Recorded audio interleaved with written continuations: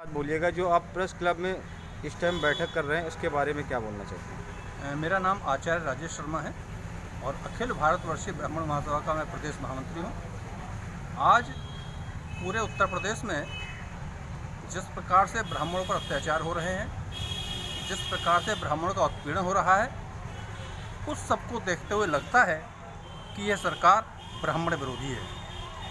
अभी तक इस सरकार के 4.5 साल के कार्यकाल में 1000 से अधिक ब्राह्मणों की हत्याएं हो चुकी हैं। लेकिन जिन परिवारों में ब्राह्मणों की हत्याएं हुई हैं, उन्हें किसी प्रकार का भी कोई मुआवजा सरकार की ओर से नहीं दिया गया है। जबकि और समुदाय के में यदि हत्याएं होती हैं तो उस समुदाय के परिवार को सरकार बाकायदा मुआवजा देती है, जिससे उसके परिवार का पालन पोषण हो जाता है।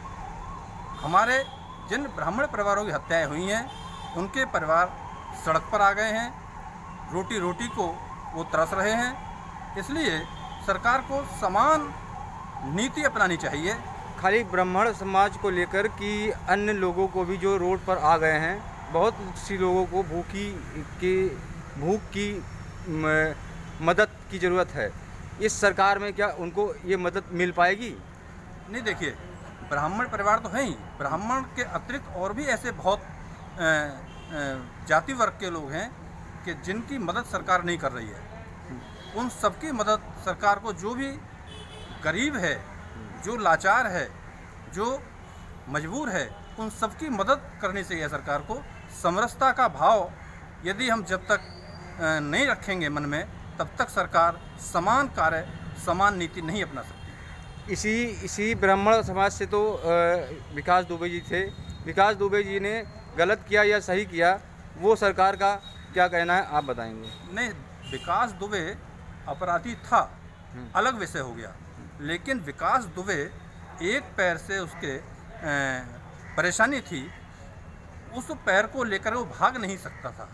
यदि उसे भागना होता तो वो अपराध करने के बाद तुरंत भाग जाता, लेकिन वो भागा नहीं। उसे उन्होंने पकड़ा और पकड़ने के बाद में जो हमने समाचार पत्रों में और इलेक्ट्रॉनिक्स मीडिया में देखा, उससे लगता है कि उस गाड़ी को जानबूझ करके पलटा गया है और ये प्री प्लान था पूरा उसकी हत्या करने का। इस प्रकार से उसकी हत्या नहीं की जानी चाहिए थी, कानूनी प्रक्रियाएं अपनाई जानी चाहिए थी और कानून के तहत उस पर कार्रवाई की जानी चाहिए थी। Thank you sir. Akhil Bharatiya ब्रह्म महासभा के बारे में आप क्या कहना चाहते हैं? इसके बारे में आपने प्रेस वार्ता रखी हुई है यहाँ प्रेस क्लब में, इसके बारे में पूरे लोगों को यह चर्चित कीजिए। मैं प्रभुल शर्मा, अखिल भारतवर्षीय ब्राह्मण महासभा का प्रदेश अध्यक्ष हूँ और आज हमारे साथी प्रेमनाथ पांडे जी हमारे बराबर में बैठे हैं। इनकी पहल पर तमाम ब्राह्मण संगठनों के लोग यहाँ इस बात पर एकमत होकर आए हैं कि उत्तर प्रदेश सरकार जब से बनी है, तब से ब्राह्मणों की हत्याओं में बहुत ज़्यादा बेतहाशा वृद्धि हुई है। ब्राह्मणों का दमन हो रहा है, ब्राह्मणों का उत्पीड़न हो रहा है, ब्राह्मणों की कोई सुनवाई कहीं नहीं हो रही है। कितना ही गरीब, कितना ही पीड़ित ब्राह्मण हो, उसको कोई मदद उत्तर प्रदेश सरकार की तरफ से नहीं दी जा रही है। सरकार और सरकार में बैठे लोग ब्राह्मणों को अपराधी साबित करने में लगे हैं।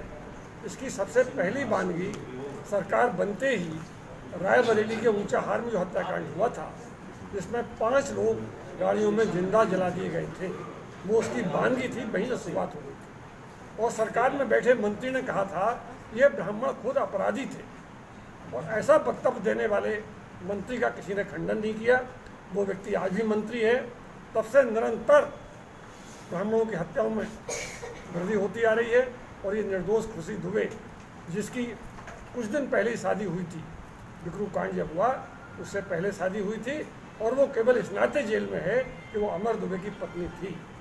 और जो मुख्यमंत्री हैं हमारे, उनकी बिरादरी के जितने बाहुबली, जितने माफिया, जितने अपराधी हैं, वो सब घरों में सुरक्षित हैं, लखनऊ में सुरक्षित हैं। उनकी सबकी पत्नियां घर में राज्य कर रही हैं। केवल ब्राह्मण पत्नियां ही अपराधी हैं, ऐसा सरकार संदेश दे रही है। महंगाई को लेकर क्या कहना चाहते हैं आप?